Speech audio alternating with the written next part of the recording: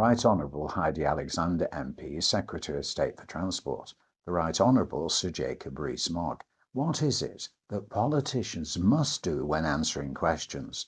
In this video, we highlight two things when answering questions politicians must never forget that they must do. Nigel Cecil, calling things out.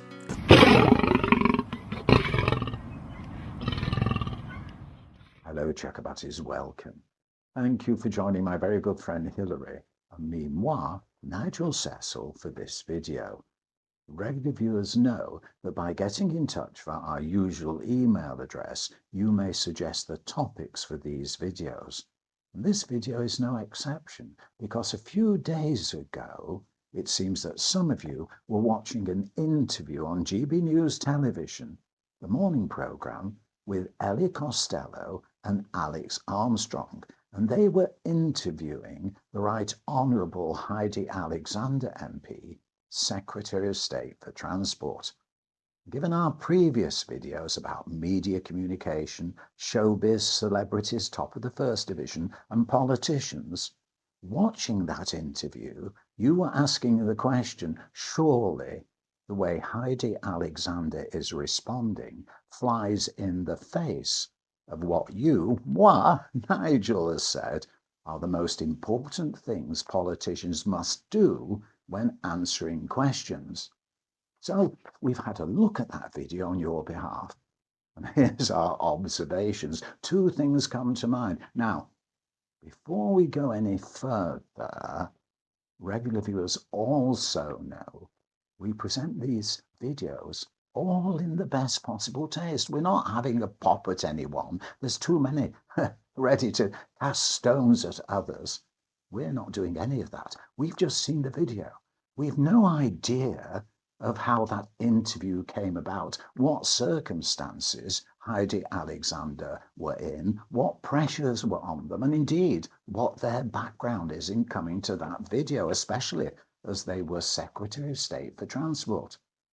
We've looked at other videos of Heidi Alexander, and they look a very friendly, personable Member of Parliament. But we're just examining this video to get a point across. So with that in mind, what is it that politicians must do when answering questions? The two things, well, the question that was asked, now the background many of you will know, if not Google it, because it's all about early prisoner release and, well, an extract from a party social gathering that went viral on the internet. Now, when it comes to the interview, Ellie Costello, well, they led into it by giving all sorts of background. That is background. It's opinion. It's setting the atmosphere for the question. And so the politician quite often takes all that in and thinks, well, I have to respond to that. I have to respond to the other. And the answer is, no, you don't. Just answer the question. And the question was, from Ellie to Heidi Alexander, is this government laughing in the face of victims? Is this government laughing in the face of victims? That was the question. Let's just look, an edited version just to get the point across of what happened when Heidi Alexander responded. Can we start with this hot mic video that is going viral on social media? They will look at this video, won't they, and they will think, is this government laughing in the face of victims? Wes has apologised for those remarks. I know Wes well. Duty, in my view. With respect, so, Ms. Alexander. I understand why you asked the question, but Wes has apologised for that joke. With respect.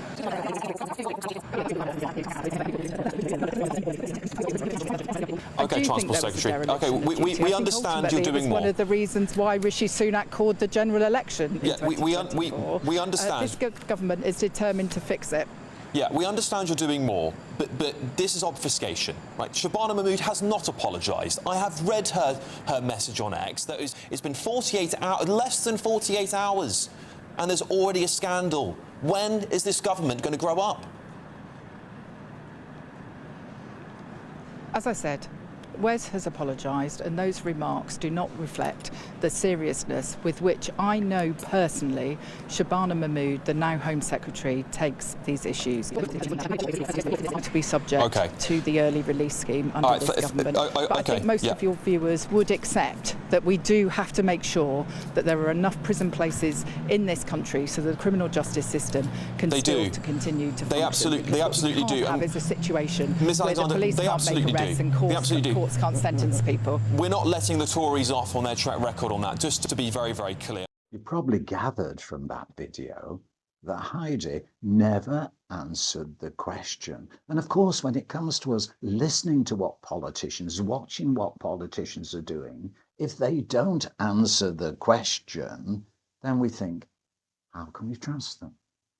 They must answer the question first, and especially if you make sure you answer the question first. No responsible broadcaster, even if it's recorded for later transmission, can edit that out. Answer the question first. And you might say, well, it's not possible sometimes to do it. No, you're confusing the issue. You're being, well, blinded by all that background the interviewer has said. Answer the question first. And in this particular case, is this government laughing in the face of victims? It would be so easy to say, no, this government is definitely not laughing in the face of victims. And then you can go on with your explanation. The golden rule: give the answer first. And how many politicians nowadays have forgotten that? And indeed, when it comes to media coaching and training, how many politicians are given that personal media coaching and training which develops their talent and skills? Because so often, well, it's assumed, you see, when it comes to the internet, TikTok, Instagram, you have to distinguish between what is a performance and what is a conversation. And there comes the confusion. And this is why we come to the second point. The hands are an extension of the brain. So if you don't really control what you're doing, it detracts from the message. Now on Instagram, all those instant social media platforms, it's a performance. Here we are, we're doing that. And so the temptation is to relate by giving a performance. If you're Andy Burnham launching number 10 in the North, well, of course you can do this. You're performing, you're in front of the audience. But television especially is one-to-one. Which person would you trust? Well, you might say, well, it's different. It doesn't really apply. But just think about it. If you're in the doctor's surgery and a doctor says, well, we've examined your results, we've got the test results here, and we're not really, well, we think we can do something to sort things out. We need to discuss it with you. Or the doctor who says, we've got your test results, and we'd like to do this, and we'd like to do the other, and we'd like to do that. And you'd go, hang on a minute. And so others forget that television is in your face. So when you're being interviewed, what matters most is your hands. We've been playing in the background there.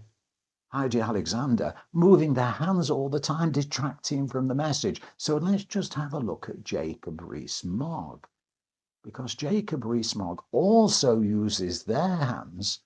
But notice, okay, they may be using autocue teleprompt so they can focus a little bit more, but it's a skill you have to know about. They bring their hands to a conclusion. They stop them and then start again. So the hands become part of a deliberate message of presentation. So you have to always drift between the conversation and the presentation. Celebrities on stage know all about this, but we'll explore that possibly in another video if you get in touch via our usual email address. So the two things when answering questions politicians must do is firstly, answer the question. And secondly, remember in an interview, it's a conversation, not a performance. So when you move your hands, it's distracting from the message. As always, Chuckabutties, you're welcome to get in touch with us. And until the next time, we hope that you have good fortune coming your way. Thank you from Hilary and moi, Nigel Cecil.